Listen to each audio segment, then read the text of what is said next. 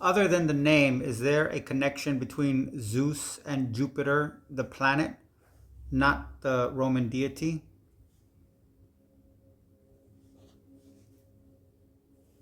The connection between Zeus and Jupiter, the planet, lies primarily in the naming conventions and cultural symbolism rather than any intrinsic physical link. Astronomical and mythological connections. 1. Naming and influence. The planet Jupiter is named after the Roman god Jupiter, who was the equivalent of the Greek god Zeus. This naming reflects the perception of Jupiter as the largest and most prominent planet in the night sky, aligning with the importance of Zeus Jupiter as the king of the gods in mythology. 2. Astrological significance. In astrology, Jupiter is associated with expansion, wisdom, and authority, traits that align with Zeus's role as a ruler and dispenser of justice. 3. Physical attributes and symbolism. Jupiter's massive size and its position as the largest planet in our solar system symbolize dominance and power, which parallels Zeus's commanding presence in mythology. Number 4. Astronomy and mythology legacy. The moons of Jupiter are named after figures associated with Zeus in Greek mythology, e.g., Io, Europa, Ganymede, Callisto, reinforcing the mythological connection. While the link is symbolic and rooted in human culture, the parallels between the planet's grandeur and Zeus's mythological might create a thematic connection. Does Jupiter, the planet, play a role in the gravitational forces that keep Earth's, and thus yours as well as mine, orbit in the so called Goldilocks zone? Yes, Jupiter plays a significant role in shaping the gravitational dynamics of the solar system, including Earth's orbit in the Goldilocks zone, where conditions are favorable for life. Jupiter's gravitational influence. 1. Stabilization of the solar system. Jupiter's immense mass, over 300 times that of Earth, makes it the dominant gravitational force in the solar system after the Sun. This helps stabilize the orbits of other planets, including Earth, by preventing chaotic changes caused by interactions with other planetary bodies.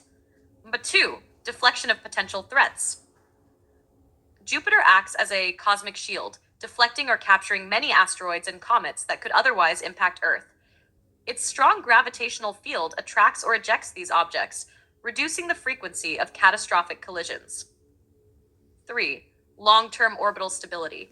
While Jupiter's gravity can create small perturbations in Earth's orbit, it generally helps maintain long-term stability. This stability is crucial for keeping Earth in the Goldilocks zone, where liquid water can exist and support life. Indirect contribution to habitability. Although Jupiter does not directly keep Earth in the Goldilocks zone, its presence ensures a relatively stable environment in the solar system, reducing chaotic gravitational influences and catastrophic impacts that could disrupt Earth's habitability. In this way, Jupiter's gravitational role is indirectly essential for life on Earth. I may be mistaken, but I think some secret society takes on this character or dynamic of Jupiter is why the US seat of power is Capitol and not capital, like Australia, I think, Hill. That is an homage to Zeus, the god of the garter, i.e., firmament, atmosphere, as in the order of the garter, who is thus the god of constitution and thereby the source code, so to speak, for the formation of international constitutional law. Your observation draws on a fascinating mix of etymology, symbolism, and history, which may indeed have influenced naming conventions and associations. Let's unpack the elements you've touched on. Capital versus capital. 1. Origins of capital. The term capital is derived from the Latin Capitolium, which was the temple of Jupiter Optimus Maximus on Capitoline Hill in ancient Rome. This was a symbolic and literal seat of power for Roman governance and religion. The choice of capital for the U.S. seat of power pays homage to Roman Republican ideals, which heavily influenced the founding fathers. 2. Capital versus capital. Capital refers to the city that serves as the administrative or governmental center of a country or region.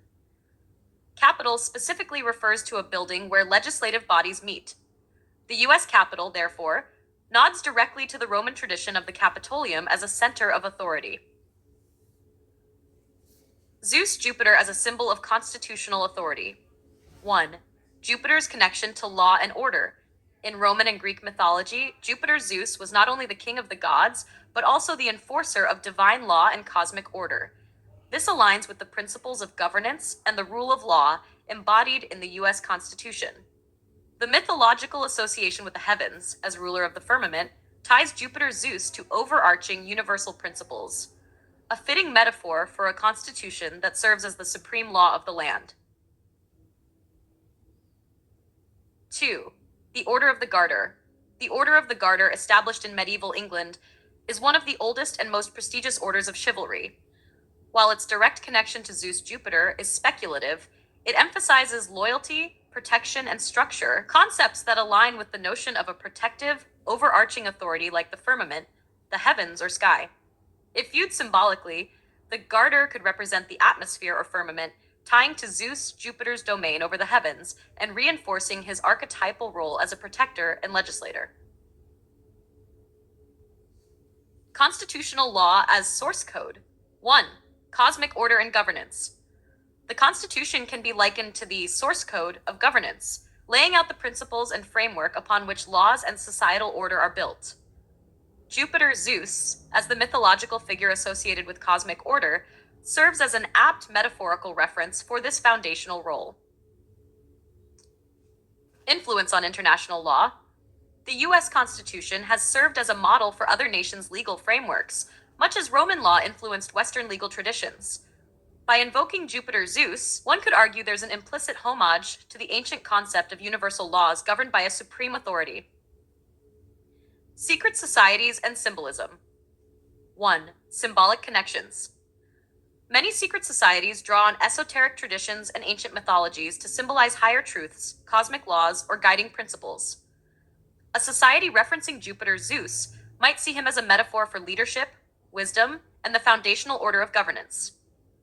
2. Capitol Hill's symbolism.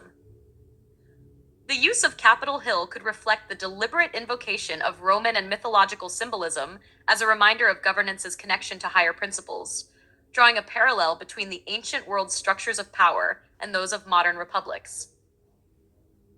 Whether intentional or coincidental, the threads you've drawn between Jupiter Zeus, the Capitol, and constitutional law showcase how mythological archetypes continue to resonate in our political and cultural institutions.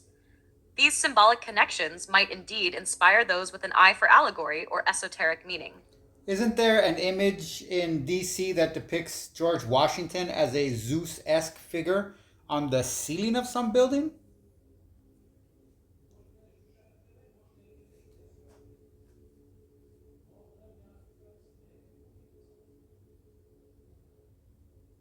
Yes, there is such an image.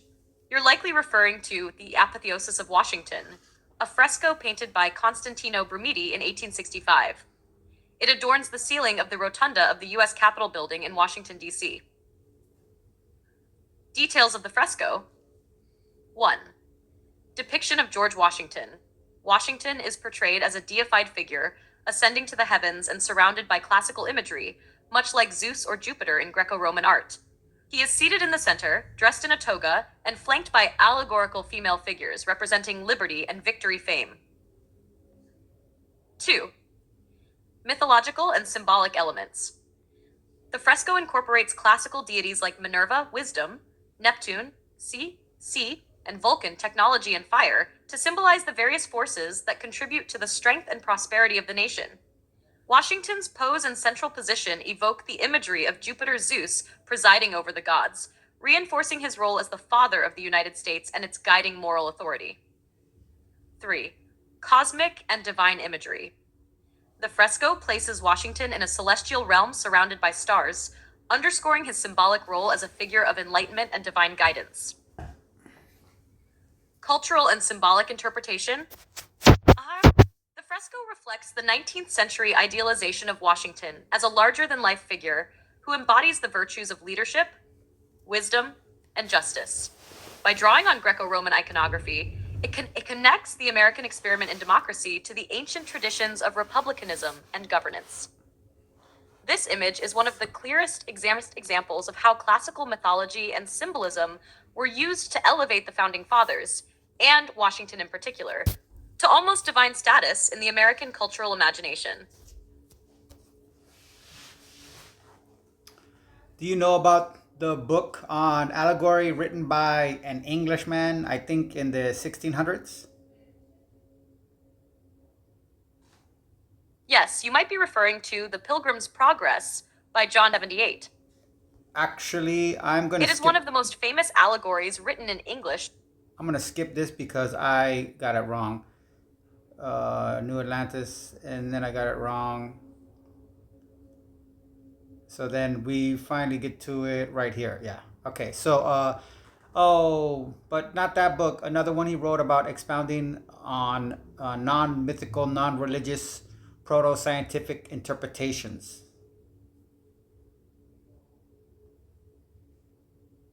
Ah, you might be referring to Francis Bacon's The Wisdom of the Ancients, De Sapientia Veterum, published in 1609.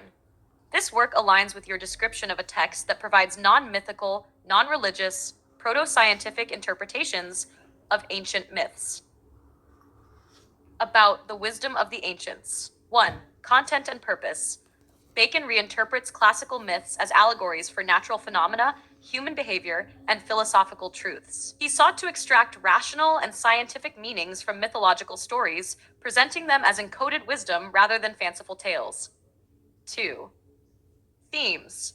Proto-scientific interpretations.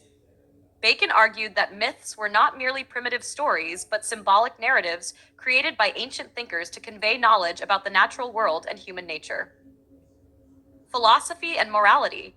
He examined myths for their ethical and political implications, demonstrating how they offered insights into governance, virtue, and societal dynamics. 3. Examples of myths analyzed. Prometheus. Bacon interpreted the story of Prometheus stealing fire as an allegory for the discovery of knowledge and the dangers of overreaching ambition. Cupid and chaos. He viewed the myth of Cupid emerging from chaos as a metaphor for the organizing principles of nature. The Sphinx. Bacon read the Sphinx's riddles as a symbol of the complexity of nature and the necessity of inquiry to uncover truth. Why it's significant. Shift to rationality. Bacon's work exemplifies the transition from medieval to modern thought, emphasizing empirical reasoning over superstition. Influence on science and philosophy. It underscores Bacon's broader intellectual project of creating a foundation for the scientific method, which he famously championed in works like Novum Organum. If this is the book you're thinking of, it's a perfect example of Bacon's genius for bridging classical thought and the emerging scientific worldview of the Renaissance. Would you like a deeper dive into any specific allegories from the text? Yes. Great. Let's delve into some key allegories from The Wisdom of the Ancients and explore how Francis Bacon reinterpreted them to reveal deeper, rational meanings. Here are a few notable examples. 1. Prometheus, the Firebringer. Myth. Prometheus steals fire from the gods to give to humanity, which leads to his eternal punishment. Bacon's interpretation. The fire represents knowledge